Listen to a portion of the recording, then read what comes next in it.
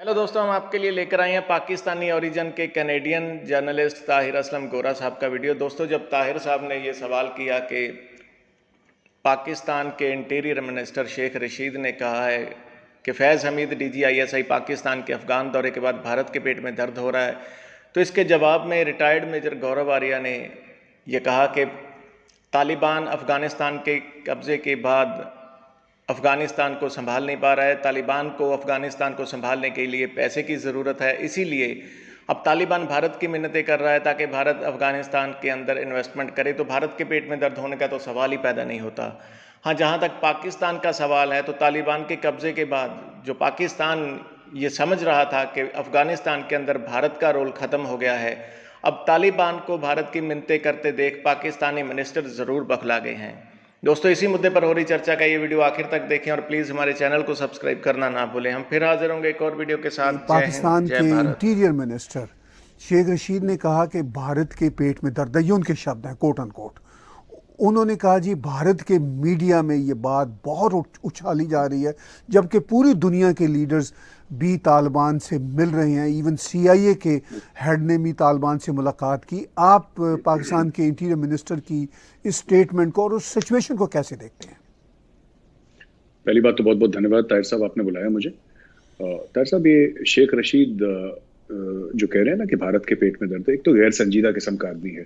मुझे लगता है कि अगर पाकिस्तान की सेवा करना चाहे, पाकिस्तान की खिदमत करना चाहे शेख रशीद, तो थोड़ा कम बोलें सर। ये बोलते हैं पाकिस्तान फंस जाता है, फिर इन्हीं को प्रॉब्लम होती है। दो तीन बातें मैं कहना चाहूंगा इसमें। पहली चीज तो ये है कि जी तालिबान ने हमसे मदद मांगी है, हमसे पैसे मांगे हैं, हमसे इन्वेस्टमेंट मांगी है। पाकिस्तान से इसलिए नहीं मांगी क्योंकि पाकिस्तान के पास है नहीं। तो भारत के पेट में दर्द क्यों होगा, पहली चीज। दूसरी चीज ये है ना सर कि भारतीय मीडिया जो बोले, भारतीय मीडिया, मैं बता रहा हूं पाकिस्तानियों को, ये पंजशीर के मामले पे भी जब हम आएंगे मैं दोबारा यही पॉइंट रिपीट करूंगा, आपकी इजाजत हो तो। पाकिस्तानियों को ये लगता है कि जो भारतीय मीडिया डिस्कस करता है वो भारत के सरकार की पॉलिसी है, क्योंकि पाकिस्तान में ऐसे ही होता है सर। पाकिस्तान में मीडिया जो है, ज्यादातर 99% जो मीडिया है, मैं 100% की बात नहीं कर रहा, कुछ हैं लोग इंडिपेंडेंट जो थिंकिंग रखते हैं, 99% मीडिया ये ऐसा मीडिया है सर जो कि अपने डायरेक्शंस DGISPR के दफ्तर से लेता है, ये अपने डायरेक्शंस ISI से लेता है, पाकिस्तानी आर्मी से लेता है। पाकिस्तान को लगता है कि भारत का मीडिया जो बोल रहा है वो भारत की पॉलिसी है। नहीं, अगर आपको भारत की पॉलिसी देखनी है तो हमारे एक्सटर्नल अफेयर्स की वेबसाइट पे जाइए, या जो हमारे एक्सटर्नल अफेयर्स मिनिस्टर का या उनके किसी स्पोक्स पर्सन का जो बयान है, that is our official policy. Media का जो मन चाहे बोले सर, ये हमारी मीडिया, देखिए our media is very very focused. ठीक है, पहले किसान आंदोलन कवर कर रहे थे ये लोग, ठीक है, उसके पहले वो सुशांत सिंह राजपूत का केस हुआ था, अभी तालिबान हो गया। इनको लगता है भारत के पेट में दर्द है। भारत को क्या फर्क पड़ रहा है सर, कल कोई और खबर आ जाएगी, अफगानिस्तान का कोई डिस्कशन भी नहीं करेगा। आपने तो देखा इंडियन मीडिया सर, ये पाकिस्तानी है जो हर चीज को दिल पे ले लेते हैं, they take everything to heart कि अरे ये बड़ा सगा भाई है। ऐसा कोई हमारा कोई सगा वगा भाई है नहीं। अच्छा, एक और बड़ी इंटरेस्टिंग चीज बताऊं सर, पाकिस्तान ने क्या करा है। पाकिस्तानी मीडिया ने ये पता नहीं, शायद ये सोचते भी ऐसे ही होंगे, मतलब मैं इनकी गलती नहीं मानता, हो सकता है माइंडसेट ऐसा है इन लोगों का, या कुछ इशू है इनके साथ, दिमागी कुछ बैलेंस खराब है। जब तालिबान काबुल पे काबिज हो गया तो पाकिस्तानियों ने बोला, ऐसे जश्न मनाया जैसे कि उनकी खुद की जीत हो गई है, right, as if it is every Pakistani personal victory, जैसे उनकी फतेह हो गई, right.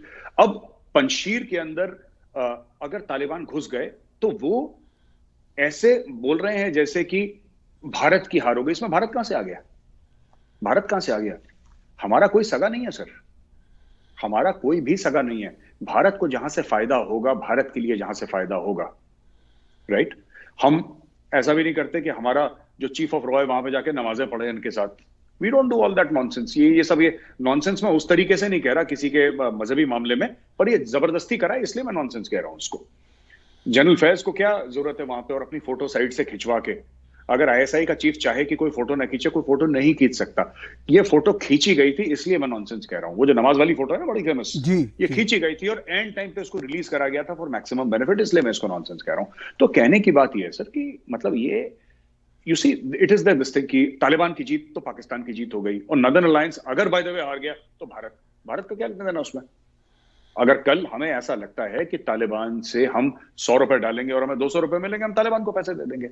We are totally focused on business sir, हम धंधे वाले लोग हैं, ठीक है सर, हम लोग धंधे वाले लोग हैं, हम लोग बेनिफिट देखते हैं, हमारे देश का कहां पे बेनिफिट होगा, राइट?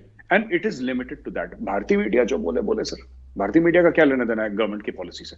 गवर्नमेंट की अच्छा, पाकिस्तान में ऐसा होता है, चाइना में भी ऐसा होता है। ग्लोबल टाइम्स को देखिए ना, ग्लोबल टाइम्स वही बोलेगा जो सरकारी मौकफ होगा।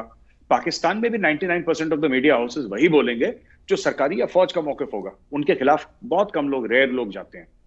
बिकॉज इंडिया में ऐसा नहीं है। इंडिया में इंडियन आर्मी से लोग सवाल पूछते हैं। यहाँ पे लोगों ने पूछा है मीडिया हाउसेस ने कि सर आप बताइए सर्जिकल स्ट्राइक की प्रूफ बताइए। बालाकोट में आप कह रहे हैं आपने बालाकोट में एयर स्ट्राइक करी है, प्रूफ दिखाइए। अब पाकिस्तान में सोच सकते हैं? पाकिस्तान में आप ये नहीं कह सकते कि आपने सरेंडर कर दिया 1971 16 दिसंबर को। आपको ये बोलना पड़ेगा साजिश थी। आपको बीच में ऐड करना पड़ेगा कि हिंदू की साजिश थी, यहूदी की साजिश थी, 5 साजिशें क्वालिफायर करना पड़ेगा। बट इंडिया में ऐसा नहीं है। इंडिया में हमारा कल्चर अलग है, हम मुंह पे जो भी बोल देते हैं, यहाँ पे फ्रीडम है। पाकिस्तान में नहीं है फ्रीडम से। देखिए सर, जनरल फैज गए थे वहां पे सरकार बनाने के लिए। अब कुछ लोग कह रहे हैं कि पाकिस्तान के फायदे की सरकार बनी, कुछ लोग कह रहे हैं शायद इतने फायदे की नहीं बनी। लेकिन देखिए, सरकार बनाने को हमें लगता है कि, मुझे लगता है इसको ना बहुत एक बड़ा हुआ बना दिया, क्योंकि भाई तालिबान की सरकार बन रही है। किसी और मुल्क की सरकार बनती तो इतना ड्रामा नहीं होता। पर सरकार बन के क्या होगा सर? आज सरकार उनकी बन गई, राइट? अब कल क्या होगा मैं ये जानना चाहता हूं। आज की रात खत्म हो जाएगी। अगर आज बन गया, कल बन गया, परसों बन गया, जब भी उनकी सरकार बन गई, ये रात खत्म हो जाएगी। अगले दिन क्या होगा? अगले दिन सच्चाई क्या है सर? सच्चाई ये नहीं है कि कौन उनका प्राइम मिनिस्टर बना, कौन उनका डिप्टी प्राइम मिनिस्टर बना। ये सच्चाई नहीं है। सच्चाई ये है कि वहां पे लोकल जो काबुल में लोग हैं, हेरत में लोग हैं, उनको तनख्वाहें नहीं मिली हैं अगस्त की तनख्वाहें सितंबर में। वो लोग सड़क पे आ रहे हैं। सच्चाई ये है। सच्चाई ये है कि नलों में पानी नहीं आ रहा है। सच्चाई ये है कि बल्ब में बिजली नहीं आ रही सर। सच्चाई ये है कि एटीएम में पैसा नहीं है। सच्चाई ये है कि स्टेट बैंक ऑफ अफगानिस्तान में पैसा नहीं है। और फैज हमीद अपनी मजार बनवा ले अपनी काबुल में, पैसा नहीं आने वाला। वो बोले कि मुझे दफन कर दो काबुल में, पैसा नहीं आने वाला। लोग सड़कों पे सिर्फ इसलिए नहीं आ रहे क्योंकि उनको तालिबान से आजादी चाहिए। वो कह रहे हैं साहब घर में खाना नहीं है, खाना लाओ। पाकिस्तान तो खाना देगा नहीं, खाना कहां से आएगा? और जब भुखमरी बढ़ेगी, जब पूरे अफगानिस्तान में, क्योंकि लोगों के पैसे लॉक हो गए ना सर, लोगों के पैसे लॉक हो गए। जिनके पास थे उनके पास भी पैसे नहीं है। करेंसी का प्राइस इतना गिर गया कि डॉलर टू जो अफगान करेंसी है वो बिल्कुल ना के बराबर जमीन छू रही है। अफगानिस्तान इतने करोड़ों लोगों के पेट कैसे, तालिबान माफ कीजिएगा, इतने करोड़ों लोगों के पेट कैसे पालेगा? तो ये सच्चाई है, ये डील करना है। सरकार बन गई, चलो बन गई सरकार, अब क्या करना है ये बताओ। सरकार तो बन गई।